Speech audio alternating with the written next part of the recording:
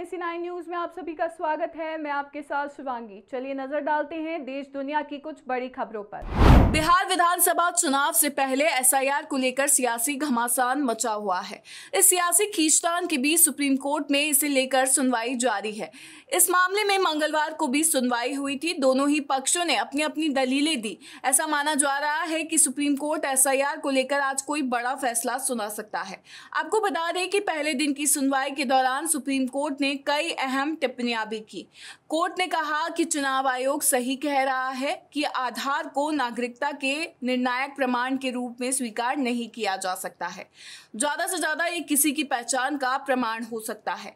आधार act की धारा 9 ऐसा कहती है। वहीं चुनाव आयोग ने सुनवाई के दौरान कोर्ट से कहा कि नियमों के अनुसार चुनाव आयोग को शामिल न किए गए लोगों की अलग सूची तैयार करने की आवश्यकता नहीं है।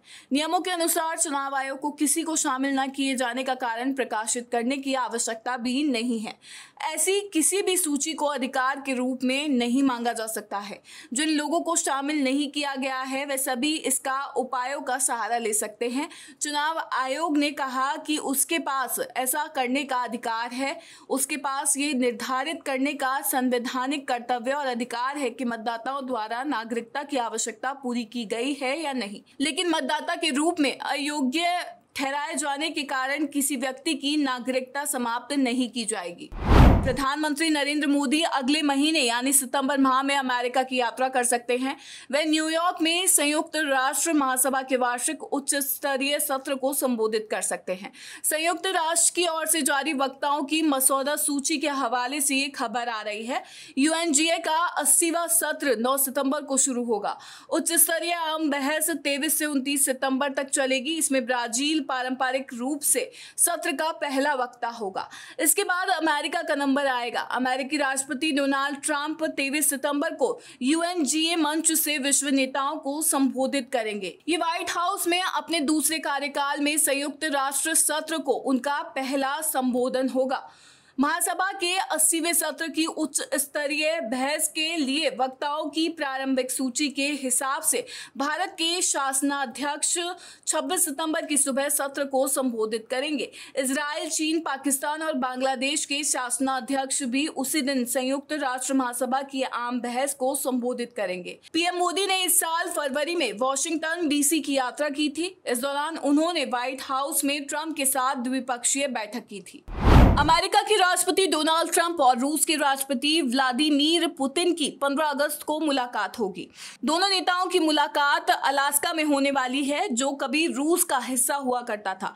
ट्रंप पुतिन की प्रस्तावित बैठक ने सभी को आश्चर्यचकित कर दिया, क्योंकि पिछले हफ्ते तक ट्रंप धमकी दे रहे थे कि यदि मॉस्को 8 अगस्त तक यूक्रेन युद्ध समाप्त नहीं करता है तो वह उस पर अतिरिक्त प्रतिबंध लगा देंगे। अमेरिकी राष्ट्रपति ट्रंप इन धमकियों के बावजूद पुतिन से आमने सामने की मुलाकात के लिए राजी हो गए। कूटनीतिक अलगाव को झेलते हुए पुतिन का ट्रंप से मिलना रूस के लिए बड़ी कूटनीतिक जीत भी मानी जा रही है। रूस को अंतर्राष्ट्रीय रूप से बहिष्कार करने की धमकियों के बीच ट्रंप ने उन्हें अमेरिकी धरती पर आमंत्रित किया है। इसके अलावा ट्रंप यूक्रेनी राष्ट्रपति वोलोडिमीर जेलेंस्की के बिना पुतिन से मिलने के लिए भी सहमत हो गए। इसका साफ मतलब है कि यूक्रेन सीजफायर प्रस्ताव पर अमेरिका और रूस के बीच यूक्रेनी प्रतिनिधित्व के बिना भी चर्चा होगी। इसे पुतिन की बड़ी जीत भी मानी जा रही है, क्योंकि जब से ट्रंप ने पुतिन से मिलने की बात की है तब से ही जेलेंस्की कहते आ रहे हैं कि अगर मीटिंग में यूक्रेन का कोई प्रतिनिधि शामिल नहीं होगा तो वो इस मीटिंग में लिए गए फैसलों को नहीं मानेंगे। सबसे बड़ी बात यह है कि दोनों देशों के राष्ट्राध्यक्ष जिस जगह पर मिलने वाले हैं उसका चयन खुद पुतिन ने ही किया है। लोकसभा में नेता प्रतिपक्ष और कांग्रेस के पूर्व राष्ट्रीय अध्यक्ष राहुल गांधी 17 अगस्त से बिहार में मतदाता अधिकार यात्रा प्रारंभ करेंगे। यह यात्रा सासाराम से प्रारंभ होगी। इससे पहले यात्रा की तैयारियों के संदर्भ में कांग्रेस प्रभारी कृष्णा एवं प्रदेश कांग्रेस अध्यक्ष राजेश राम ने कांग्रेस के वरिष्ठ नेताओं, कार्यकर्ताओं, मोर्चा संगठन के अध्यक्षों के साथ बैठक कर यात्रा को सफल बनाने के लिए गहन विचार विमर्श किया। अल्लावारू एवं राजेश राम ने यात्रा की सफलता के लिए सभी नेताओं एवं कार्यकर्ताओं से उनके सुझाव भी लिए। उन्होंने सोशल मीडिया प्लेटफॉर्म X पर लिखा, यह यात्रा लोकतंत्र की रक्षा, जनता के वोट की ताकत और संविधान की गरिमा को बचाने के लिए एक ऐतिहासिक कदम होगी। दिल्ली एनसीआर में 10 साल पुरानी डीजल और 15 साल पुरानी पेट्रोल गाड़ी के मालिकों के खिलाफ फिलहाल कार्रवाई नहीं होगी। सुप्रीम कोर्ट ने एक बड़ा फैसला सुनाते हुए ऐसे गाड़ी मालिकों के खिलाफ एक्शन लेने से मना किया है। सुप्रीम कोर्ट ने कहा है कि दिल्ली एनसीआर में 10 साल पुरानी डीजल और 15 साल पुरानी पेट्रोल गाड़ियों के मालिकों के खिलाफ कोई एक्शन नहीं लिया जाएगा। हालांकि इस मामले में 4 हफ्ते बाद सुप्रीम कोर्ट में दोबारा सुनवाई होनी है। बता दें कि दिल्ली एनसीआर में सुप्रीम कोर्ट में याचिका दाखिल करते हुए पुरानी गाड़ियों पर लगाए गए बैन को हटाने की मांग की गई थी। इस याचिका पर सुनवाई करते हुए सुप्रीम कोर्ट ने केंद्र और वायु गुणवत्ता प्रबंधन आयोग को नोटिस जारी किया है। अखिलेश यादव की पार्टी ने बीएमसी चुनाव को लेकर बड़ा ऐलान कर दिया है। आज महाराष्ट्र सपा के अध्यक्ष और विधायक अबू आजमी ने कहा कि सपा अकेले 150 सीटों पर मुंबई महानगर पालिका का चुनाव लड़ेगी। दिल्ली के महाराष्ट्र सदन में प्रेस कॉन्फ्रेंस को संबोधित करते हुए उन्होंने ये बात कही। सपा का ये ऐलान महाराष्ट्र में महाविकास अघाड़ी के लिए एक तरफ से झटका है, क्योंकि एमवीए के दल कांग्रेस, शिवसेना और शरद पवार की पार्टी उसी इंडिया गठबंधन का हिस्सा है जिसमें सपा भी शामिल है। लेकिन सपा ने अकेले लड़ने का ऐलान कर दिया है।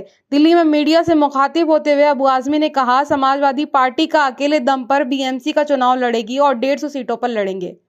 इलाहाबाद हाईकोर्ट के जस्टिस यशवंत वर्मा की केश कांड मामले में मुश्किल बढ़ती नजर आ रही है। उनके खिलाफ लोकसभा में स्पीकर ओम बिरला ने आज महाभियोग प्रस्ताव को मंजूरी दे दी है। जानकारी के मुताबिक इस प्रस्ताव पर कुल 146 सदस्यों के हस्ताक्षर किए हैं, जिसमें सत्ता पक्ष और विपक्ष दोनों के नेता शामिल हैं। लोकसभा स्पीकर ने एक जांच कमेटी भी बनाई है। इस कमेटी में शामिल जजों का नाम भी घोषित कर दिया गया है।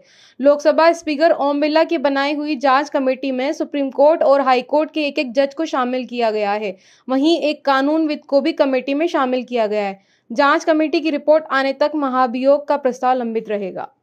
अमेरिकी राष्ट्रपति डोनाल्ड ट्रंप ने एक बड़ी घोषणा की है। एक रिपोर्ट के मुताबिक ट्रंप ने कहा है कि गोल्ड पर किसी तरह का टैरिफ नहीं लगेगा। इससे पहले कस्टम और सीमा सुरक्षा विभाग ने कहा था कि गोल्ड पर भारी टैक्स लग सकता है, लेकिन ट्रंप ने इस पर स्थिति स्पष्ट कर दी है।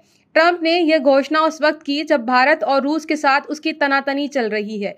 ट्रंप ने भारत पर 50% टैरिफ लगाया है। ट्रंप ने सोशल मीडिया पर पोस्ट शेयर की है जिसमें गोल्ड पर टैरिफ न लगाने को लेकर जानकारी दी है। गोल्ड को लेकर मार्केट में अफवाह फैल गई थी कि इस पर भारी टैरिफ लगेगा, जिसके बाद सोने की कीमतों में भारी उछाल आ गया था। लेकिन अब ट्रंप ने राहत भरी खबर दी है। ट्रंप के स्पष्ट बयान में अब स्थिति साफ हो गई है और सोने के व्यापार से जुड़े कारोबारियों को राहत मिली है। विशेषज्ञों का मानना है कि इस कदम से सोने की कीमतों और इसके वैश्विक व्यापार में स्थिरता बनी रहेगी। NSE9 न्यूज में फिलहाल इतना ही। आगे की खबरों से अपडेट रहने के लिए बने रहिए NSE9 न्यूज के साथ। नमस्कार।